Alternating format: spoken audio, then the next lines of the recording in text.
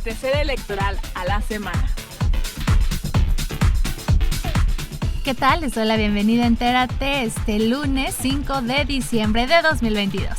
Mi nombre es Adriana Montiel y como siempre muchas gracias por acompañarnos en un recorrido más por las actividades más relevantes del INE durante la semana.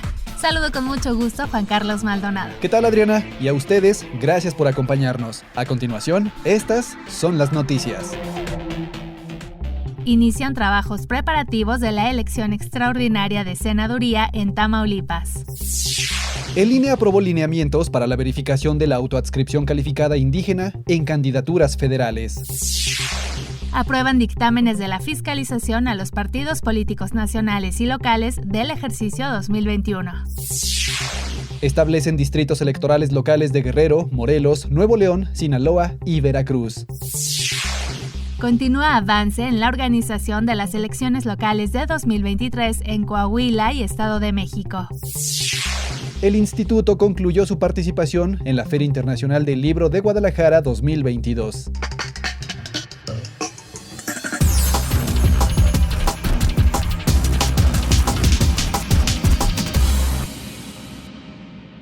En sesión extraordinaria del 30 de noviembre, el Consejo General del INE aprobó diversos acuerdos para iniciar la organización de la elección extraordinaria de una senaduría en Tamaulipas, la cual se llevará a cabo el domingo 19 de febrero de 2023.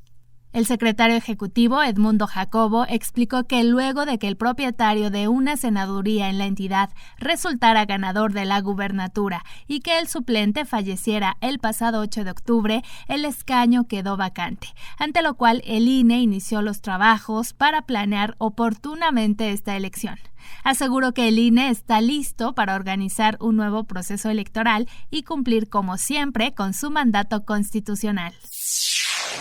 Y por supuesto en estricta conformidad con los principios rectores en la materia, a saber legalidad, certeza, imparcialidad, objetividad, independencia, máxima publicidad, en aras de que la ciudadanía tamaulipeca cuente con elecciones libres e informadas y la Cámara de Senadores debidamente integrada. El consejero Martín Faz dijo que los acuerdos establecen el plan y calendario de coordinación con el organismo público local, la capacitación y documentación electoral, los cómputos, el voto desde el extranjero, entre muchas otras tareas necesarias para llevar a buen puerto esta elección, y destacó que se prevén diversos ahorros.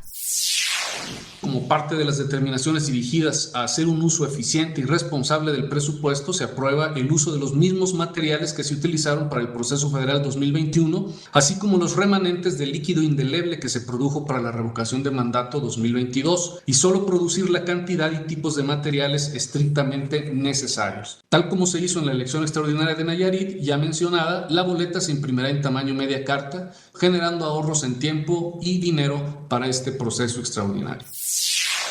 En la sesión fue sorteado el mes de noviembre, que junto con diciembre servirán de base para seleccionar a la ciudadanía que integrará las casillas en estas elecciones, en las que las campañas se llevarán a cabo del 28 de diciembre al 15 de febrero y estarán llamadas a las urnas más de 2.722.000 personas. Por otro lado, en sesión extraordinaria del 29 de noviembre, el Consejo General aprobó lineamientos para la verificación de la autoadscripción calificada indígena en candidaturas federales. La consejera Dania Rabel precisó que con los lineamientos se busca evitar que quienes no pertenecen a comunidades o pueblos indígenas se beneficien de acciones afirmativas exclusivas para personas de estas comunidades. Se han observado casos de usurpación en las acciones afirmativas indígenas, ya que personas que no eran indígenas han pretendido postularse en los lugares reservados para estas personas, razón por la cual la Sala Superior del Tribunal Electoral del Poder Judicial de la Federación ordenó la emisión de los lineamientos para que desde el momento del registro se cuente con elementos objetivos e idóneos que permitan acreditar la autoadscripción calificada indígena. Además, fueron aprobados los dictámenes de la fiscalización a los partidos políticos nacionales y locales del ejercicio 2021. El consejero Jaime Rivera explicó que los trabajos implicaron la revisión de 718 informes y 3.1 millones de registros contables de los 10 partidos políticos nacionales y 70 locales, y se refirió a las faltas más recurrentes.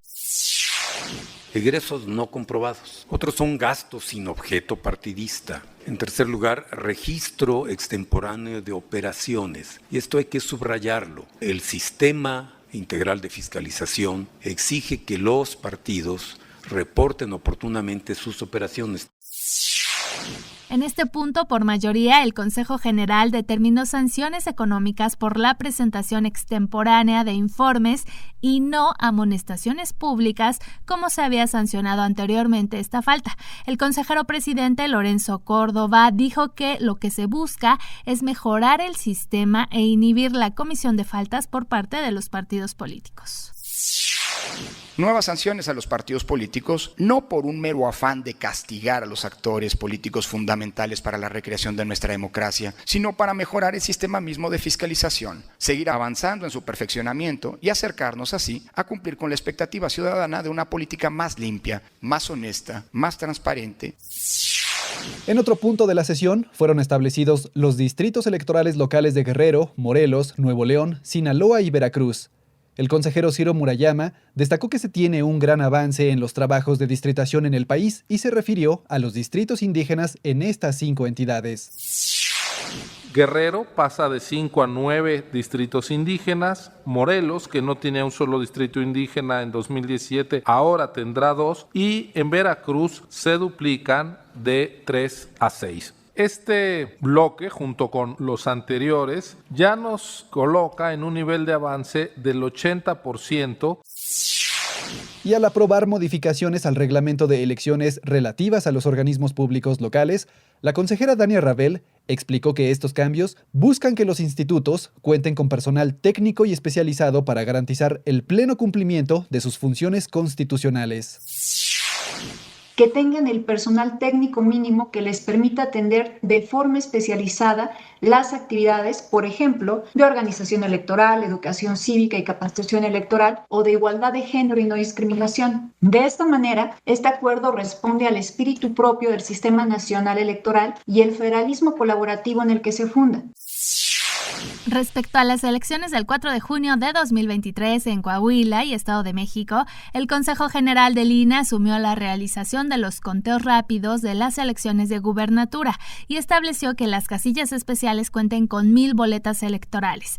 Además, al aprobar lineamientos para las pruebas piloto de voto en prisión preventiva y de voto anticipado que se implementarán, el consejero Martín Faz recordó que estas acciones son parte de las medidas que buscan ampliar el ejercicio de los derechos de la ciudadanía. Instituto ha instrumentado medidas y acciones para garantizar a todas las personas el ejercicio del voto en igualdad de condiciones y sin discriminación en todos los tipos de elección y mecanismos de participación ciudadana. En la sesión también fue acatada una sentencia de la Sala Superior del Tribunal Electoral del Poder Judicial de la Federación, por la que modificó el acuerdo en el que ordenó a los partidos políticos nacionales adecuar sus documentos básicos para establecer criterios de paridad sustantiva en la postulación de candidaturas a las gubernaturas. Al respecto, la consejera Dania Rabel. Que el plazo con que cuentan los partidos políticos para modificar sus documentos básicos será máximo hasta 90 días antes de que inicie el proceso electoral federal y suprimir el punto de acuerdo tercero que ordenaba a los partidos políticos nacionales informar al INE en los estados de Coahuila y Estado de México la entidad donde postularían a una mujer.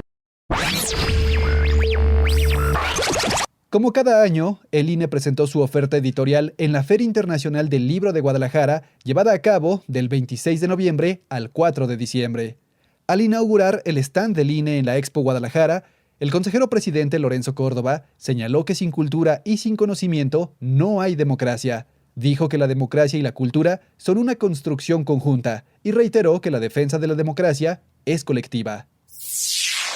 La feria es una casa, consecuentemente, donde cabe el pensamiento en toda su amplitud. Y la democracia es justamente eso. Por eso la democracia se nutre de la cultura, se nutre del conocimiento. Al final del día, la democracia no es solo una construcción política, es también una construcción cultural. Por eso cultura y democracia son indisolubles y por eso el INE una vez más agradece a las autoridades de la feria y refrenda su compromiso no solo de estar en este espacio de la cultura, sino de seguirlo estando por mucho tiempo más. Al presentar en la FIL el informe País 2020, el curso de la democracia en México, El consejero presidente Lorenzo Córdoba destacó que este documento se trata de un análisis del estado actual de la democracia y la participación en el país. Estos datos del informe País, en ese sentido, nos muestran precisamente los claroscuros que caracterizan a la democracia mexicana y los oscuros que deberán de atenderse si queremos darle sustentabilidad a la convivencia en clave democrática en nuestro país. Por una parte, de acuerdo con el informe, en México tenemos una ciudadanía en formación que cíclicamente se ilusiona con las elecciones, pero se desilusiona con los gobernantes que elige con los resultados de la política. Mencionó que, de acuerdo con la Encuesta Nacional de Cultura Cívica, ENCUCI, la mayoría de la ciudadanía prefiere la democracia a cualquier otra forma de gobierno. Además, coloca al INE como la institución civil con mayor confianza.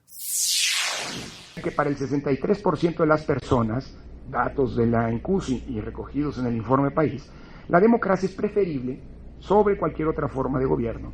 Que el 60% considere que el voto es la única forma en que tiene la sociedad para opinar sobre lo que hace el gobierno y que para el 60% también, por cierto, el INE sea la institución civil con mayor confianza que tiene la ciudadanía. La ENCUCI se levantó hace año y medio, hoy parece que andamos rondando el 76% gracias a una encuesta que financió el partido en el gobierno. Dijo que uno de los desafíos de la democracia es mejorar el vínculo de la clase política y los órganos de decisión con la propia ciudadanía a la que se deben. Seamos claros en un punto. La sociedad confía en el INE más que en otros actores políticos de la vida nacional. Y en ese sentido, el fortalecimiento de la democracia, que sin duda es necesario e indispensable, debería más orientarse a modificar las prácticas y las actitudes de la clase política que a replantear o reconstruir, los modelos y los diseños institucionales. Al presentar en la FIL la serie La paridad de género y respeto a los derechos humanos de las mujeres en el ámbito político y electoral, coordinada por Sara Serna, la consejera Adriana Favela dijo que sin mujeres no hay democracia y señaló que la lucha por los derechos de las mujeres es de todas y todos. No puede haber democracia sin mujeres, ¿sí? Entonces, sin mujeres no hay democracia y no tenemos que dar un paso atrás, ¿sí? La primera. La segunda, tenemos que tener aliados hombres, porque esta lucha no es solamente de las mujeres, es también de toda la sociedad y de los hombres. Acompañada de Daniela Cerva, Vanessa Góngora, Sara Serna y Cintia Plasencia, la consejera Carla Humphrey destacó que una democracia no se consolida sin el ejercicio pleno de los derechos de las mujeres y señaló la importancia de contar con textos que trabajen estos temas. Y es importante este tipo de libros justamente para visibilizar los retos que tenemos y que los derechos que como mujeres hoy tenemos no están garantizados por siempre, desafortunadamente. No podemos hablar, ya estamos en una democracia consolidada, no. Como dijo Adriana, no hay democracia sin mujeres, pero además no está consolidada si no tenemos las mismas oportunidades para ejercer nuestros derechos y, ojo, sin ser violentadas. Al participar en la inauguración del 11º Seminario Internacional Estado de Derechos y Combate a la Corrupción en América Latina, organizado por la Red de Rendición de Cuentas en la Feria Internacional del Libro de Guadalajara, el consejero presidente del INE, Lorenzo Córdoba, señaló que la construcción de la democracia ha sido un trabajo colectivo, por lo que su defensa también corresponde a todas y todos.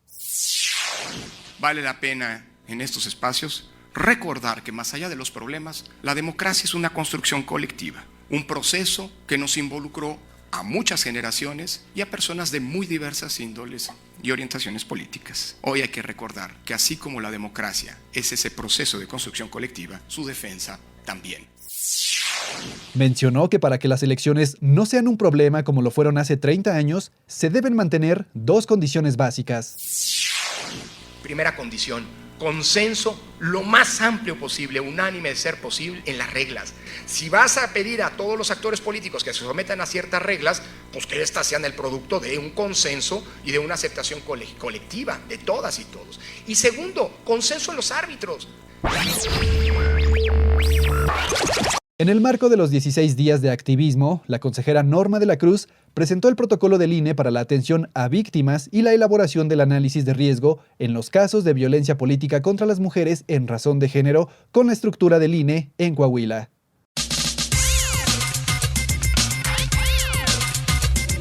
Entérate. El Tribunal Electoral del Poder Judicial de la Federación y la Asociación Mexicana de Consejeras Estatales Electorales firmaron un convenio de colaboración con el objetivo de realizar actividades de divulgación para la erradicación de la violencia política en contra de las mujeres en razón de género, implementar acciones de formación, actualización y capacitación y llevar a cabo actividades de divulgación, investigación y publicación enfocadas a garantizar los derechos político-electorales de las mujeres. En el marco del Día Internacional de las Personas con Discapacidad, la Sala Superior y la Sala Regional Especializada del Tribunal Electoral del Poder Judicial de la Federación llevaron a cabo el foro Justicia Electoral con Visión de Inclusión, Igualdad y No Discriminación, en donde la magistrada Mónica Soto señaló que se busca fortalecer los mecanismos institucionales para la resolución de conflictos electorales con una perspectiva inclusiva y de género, así como posicionar al tribunal como una institución aliada de la ciudadanía en materia de inclusión y establecer alianzas estratégicas para promover la democracia inclusiva. Llegamos así al final de esta emisión de Entérate. Muchas gracias por habernos acompañado en el recorrido de hoy por las actividades más relevantes del INE durante la semana. Recuerden que les esperamos el próximo lunes en centralelectoral.ine.mx. Y no se olviden de visitar las redes sociales del Instituto en Facebook, Twitter, Instagram, TikTok y también en Spotify. Muchas gracias, Juan Carlos. Gracias, Adriana, y gracias a ustedes por acompañarnos. Recuerden que también pueden visitar el canal oficial del INE en YouTube, INE TV, en donde encontrarán transmisiones en vivo, cápsulas, firmas de convenios, entrevistas, sesiones del Consejo General y mucho más. Hasta la próxima semana.